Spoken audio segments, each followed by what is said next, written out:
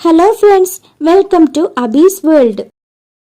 Fireman അല്ലെങ്കിൽ firewoman എക്സാമിന് മുൻവർഷങ്ങളിൽ ചോദിച്ച ചോദ്യങ്ങളാണ് ഇന്നത്തെ ക്ലാസ്സിൽ ഉൾപ്പെടുത്തിയിരിക്കുന്നത്. ഇത് പാർട്ട് 2 ആണ്.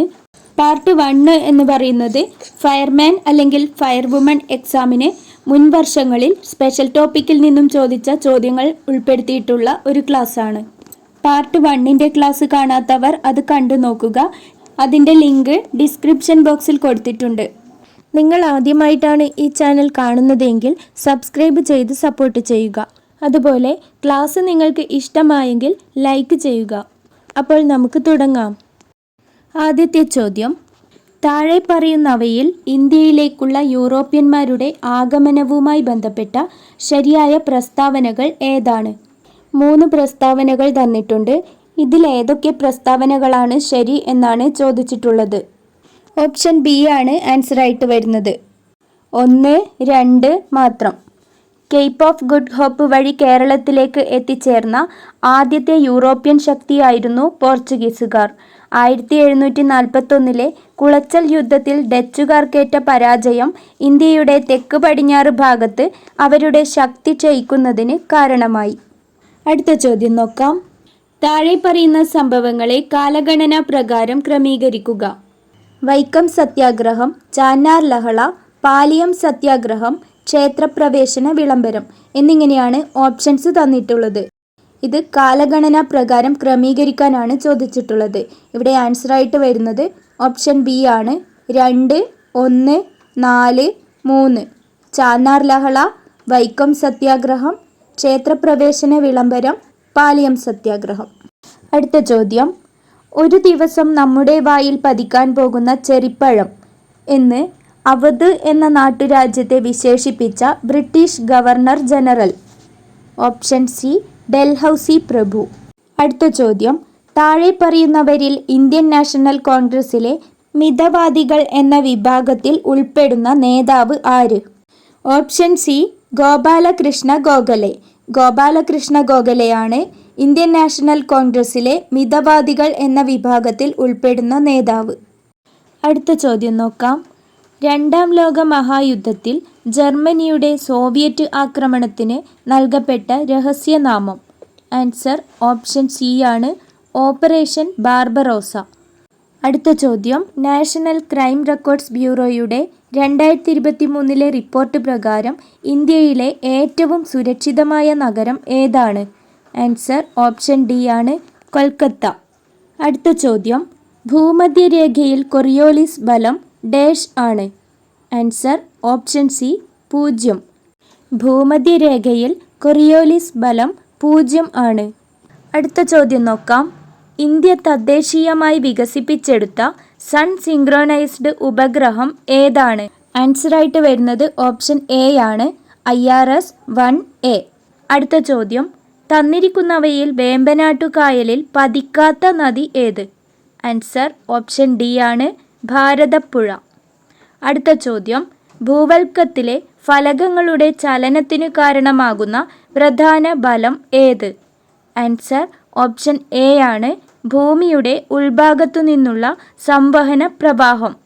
സമുദ്ര ഊഷ്മാവ് സാധാരണയിൽ നിന്നും ഉയരുന്നതിനു കാരണമാകുന്നതേത്? ആൻസർ ഓപ്ഷൻ ബി ആണ്, El Nino.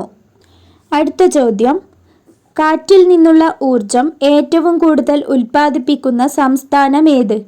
Answer option C, Tamil Nadu. അടുത്ത ചോദ്യം: കർഷകർക്ക് അവരുടെ ഉൽപ്പന്നങ്ങൾക്ക് ആദായകരമായ വില ഉറപ്പാക്കുക എന്ന ലക്ഷ്യത്തോടെ ആരംഭിച്ച പദ്ധതി. ആൻസർ ഓപ്ഷൻ ഡി ആണ്, PM ആശാ യോജന. അടുത്ത ചോദ്യം നോക്കാം. ഹരിത വിപ്ലവവുമായി ബന്ധപ്പെട്ട് ശരിയായ പ്രസ്താവന ഏത്? ആൻസർ ഓപ്ഷൻ ബി 1, 2, 3 എന്നിവയെല്ലാം.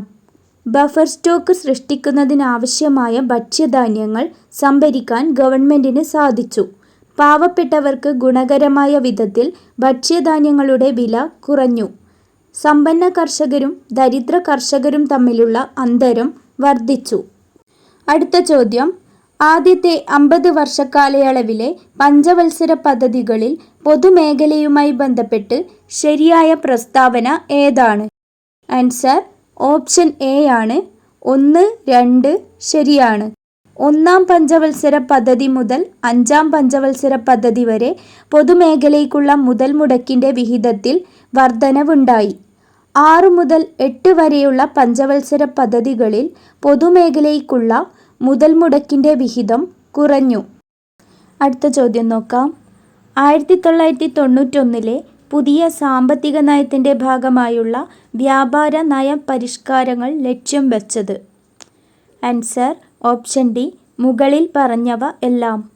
ഇറക്കുമതിയിലും കയറ്റുമതിയിലും ഉള്ള അളവ് നിയന്ത്രണങ്ങൾ പൊളിച്ചെഴുതുക, താരിഫ് നിരക്കുകൾ കുറയ്ക്കുക, ഇറക്കുമതിക്കുള്ള ലൈസൻസിംഗ് നടപടിക്രമങ്ങൾ ഒഴിവാക്കുക. ഇവയാണ് 1991 പുതിയ സാമ്പത്തിക നയത്തിൻ്റെ ഭാഗമായുള്ള വ്യാപാര നയ പരിഷ്കാരങ്ങൾ ലക്ഷ്യം വെച്ചത്. അടുത്ത ചോദ്യം. താഴെ പറയുന്നവയിൽ കൽക്കരിയുടെ ഉപഭോഗവുമായി ബന്ധപ്പെട്ട് ശരിയല്ലാത്ത പ്രസ്താവന ഏതാണ്? തന്നിരിക്കുന്ന പ്രസ്താവനകൾ നോക്കാം. ഉരുക്കു വ്യവസായത്തിനും വൈദ്യുതി ഉൽപ്പാദനത്തിനും വേണ്ടിയുള്ള കൽക്കരിയുടെ ആവശ്യം കൂടി വരുന്നു. വൈദ്യുതീകരണം വർദ്ധിച്ചതോടെ റെയിൽവേയുടെ കൽക്കരി ഉപഭോഗം കുറഞ്ഞു. കൽക്കരിയുടെ ആവശ്യം വിതരണത്തേക്കാൾ കുറവാണ്. ഇവിടെ തന്നിരിക്കുന്നവയിൽ ശരിയല്ലാത്ത പ്രസ്താവന ഏതാണ് എന്നാണ് ചോദിച്ചിട്ടുള്ളത്. ഇവിടെ ആൻസറായിട്ട് വരുന്നത് ഓപ്ഷൻ ഡി ആണ്, 3 മാത്രം. കൽക്കരിയുടെ ആവശ്യം വിതരണത്തേക്കാൾ കുറവാണ്. ഇത് തെറ്റായ പ്രസ്താവനയാണ്. ബാക്കിയുള്ള 2 പ്രസ്താവനകളും ശരിയാണ്. അടുത്ത ചോദ്യം നോക്കാം. ഇന്ത്യൻ ഭരണഘടനയുടെ സവിശേഷതയിൽ പെടാത്തത് ഏത്? തന്നിരിക്കുന്ന ഓപ്ഷൻസ് നോക്കാം. ആദ്യത്തെ ലിഖിത ഭരണഘടന, ഏറ്റവും വലിയ ലിഖിത ഭരണഘടന. ഭരണഘടന എഴുതി പൂർത്തീകരിക്കാൻ 3 വർഷവും 11 മാസവും 18 ദിവസവും എടുത്തു. ഇപ്പോൾ ഇന്ത്യൻ ഭരണഘടനയിൽ 8 പട്ടികകൾ ഉണ്ട്. ഇന്ത്യൻ ഭരണഘടനയുടെ സവിശേഷതയിൽ പെടാത്തതാണ് ചോദിച്ചിട്ടുള്ളത്. അപ്പോൾ ഇവിടെ ആൻസറായിട്ട് വരുന്നത് ഓപ്ഷൻ സി ആണ്, 1, 3, 4. ആദ്യത്തെ ലിഖിത ഭരണഘടന എന്നുള്ളത് തെറ്റാണ്.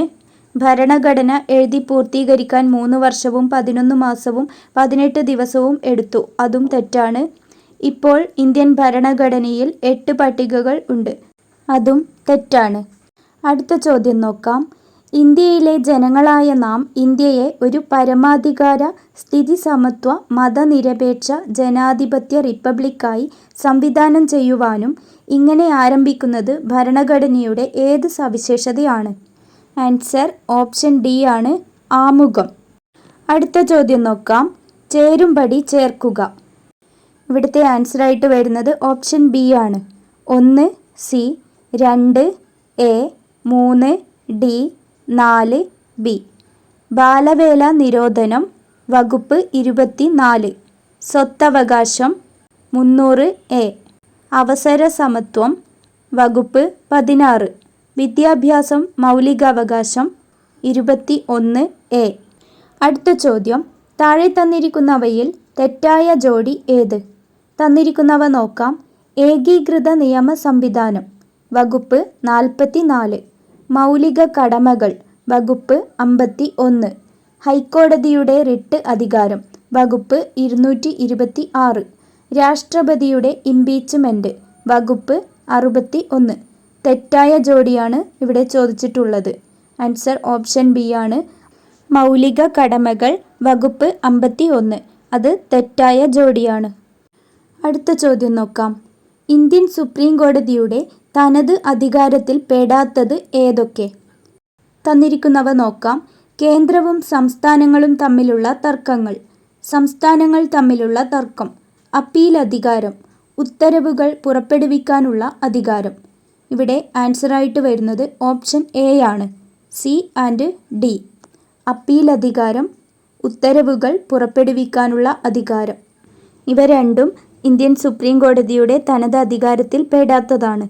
കേന്ദ്രവും സംസ്ഥാനങ്ങളും തമ്മിലുള്ള തർക്കങ്ങൾ, സംസ്ഥാനങ്ങൾ തമ്മിലുള്ള തർക്കം, ഇവ രണ്ടും ഇന്ത്യൻ സുപ്രീം കോടതിയുടെ തനത് അധികാരത്തിൽ പെടുന്നവയാണ്. അടുത്ത ചോദ്യം. യൂണിയൻ ലിസ്റ്റിൽ പെടാത്തത് ഏത്? തന്നിരിക്കുന്നവ നോക്കാം. തുറമുഖങ്ങൾ, റെയിൽവേ, ഹൈവേകൾ, പൊതുജനാരോഗ്യം. യൂണിയൻ ലിസ്റ്റിൽ പെടാത്തതാണ് ചോദിച്ചിട്ടുള്ളത്. ആൻസർ ഓപ്ഷൻ ഡി ആണ്, പൊതുജനാരോഗ്യം. തുറമുഖങ്ങൾ, റെയിൽവേ, ഹൈവേകൾ ഇവ മൂന്നും യൂണിയൻ ലിസ്റ്റിൽ പെടുന്നതാണ്. അടുത്ത ചോദ്യം, മന്ത്രിമാരുടെ കൗൺസിലിൻ്റെ വലുപ്പം അംഗങ്ങളുടെ 15% ആയി പരിമിതപ്പെടുത്തിയ ഭരണഘടനാ ഭേദഗതി ഏത്? തന്നിരിക്കുന്നവ നോക്കാം. 91-ാം ഭേദഗതി, 81-ാം ഭേദഗതി, 101-ാം ഭേദഗതി, 71-ാം ഭേദഗതി. ഇവിടെ ആൻസറായിട്ട് വരുന്നത് ഓപ്ഷൻ എ ആണ്, 91-ാം ഭേദഗതി. അടുത്ത ചോദ്യം നോക്കാം. ചേരുംപടി ചേർക്കുക. P K. Thungon committee, Balwant Rai committee, Ashok Mehta committee, L M. Singhvi committee. Answer option C, 1 B, 2 D, 3 A, 4 C. P K. Thungon committee 1989, Balwant Rai committee 1957, Ashok Mehta committee 1977, L M. Singhvi committee 1986. അടുത്ത ചോദ്യം, കേരള തദ്ദേശ സ്വയംഭരണ വകുപ്പിന് കീഴിൽ വരാത്ത സർക്കാർ പ്രസ്ഥാനം ഏത്? തന്നിരിക്കുന്നവ നോക്കാം. ശുചിത്വ മിഷൻ, കുടുംബശ്രീ, കില, ഇൻഫർമേഷൻ കേരള മിഷൻ. ഇവിടെ ആൻസറായിട്ട് വരുന്നത് ഓപ്ഷൻ ഡി ആണ്, ഇവയൊന്നുമല്ല. ഫയർമാൻ അല്ലെങ്കിൽ ഫയർവുമൺ എക്സാമിന് മുൻവർഷങ്ങളിൽ ചോദിച്ച ചോദ്യങ്ങളാണ് ഇന്നത്തെ ക്ലാസ്സിൽ നമ്മൾ ഡിസ്കസ് ചെയ്തത്. നിങ്ങൾക്ക് ഈ ക്ലാസ് ഇഷ്ടമായെങ്കിൽ ലൈക്ക് ചെയ്യുക, വീഡിയോ മറ്റുള്ളവർക്ക് കൂടി ഷെയർ ചെയ്തു കൊടുക്കുക. അതുപോലെ നിങ്ങൾ ആദ്യമായിട്ടാണ് ഈ ചാനൽ കാണുന്നതെങ്കിൽ സബ്സ്ക്രൈബ് ചെയ്ത് സപ്പോർട്ട് ചെയ്യുക. ക്ലാസ്സിനെ കുറിച്ചുള്ള നിങ്ങളുടെ അഭിപ്രായങ്ങൾ കമൻറ്റ് ചെയ്യുക. താങ്ക്